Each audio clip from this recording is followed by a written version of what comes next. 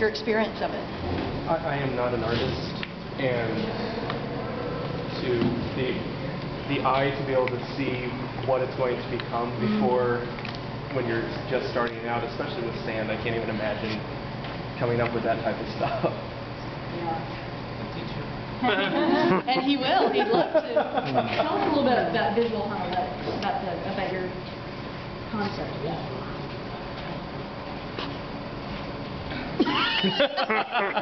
Come on, Ted. You've got a better question than that, don't you? Well, we've talked somewhat. Shake your head if we've spoken. Okay. Because I don't want to repeat anything that you've heard, and I don't remember what I said. So, how about if I tell a story instead? Okay. Sounds good.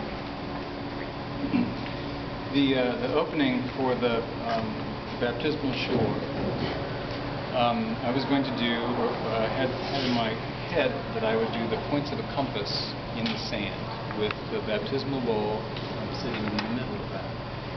And the directions would be in sand or teff or some material on the deck itself. And then the service with Marcia's choreography had 6 dancers around that, and they would actually be in the space. And we were playing with sand or water. We were going to go water. It changed many times. Yeah, that was really cool. Anyway, come inside, I'll show you the design.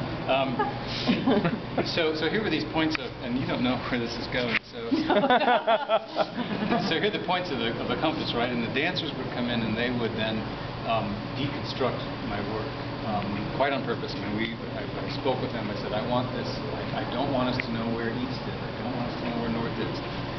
Deconstruct this, and then we'll spend the rest of the time, trying to find our orientation. Sorry. So we were.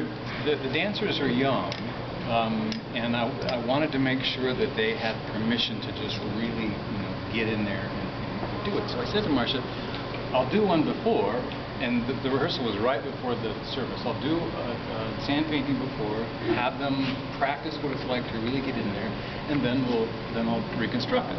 No problem. There's a point at which Marcia has a big vessel of water, and she pours it in. And so we agreed, okay, that this is the way it was going to go. I had no idea that she was actually going to practice the water part. And wet sand doesn't work like dry sand. So there goes the water, and I'm like, holy shit. He has not shared this with me previously. And worship, of course, is, people are starting to file in, and I'm just playing around with teff. The grain, and I didn't like that, and so I shoved it into the middle and thought, all right, we've got these driftwood sticks, so I'll make the points of the compass out of the sticks and put the letters up on the deck, and so it was fine. No big deal at all. But it's one of those things where if you're not centered, to react to the situation that you have in front of you, okay, how can we move forward in this? But what was interesting, just a couple of days later, and I haven't been there today, but you might go and check. There'll be some photographs up on the screen eventually.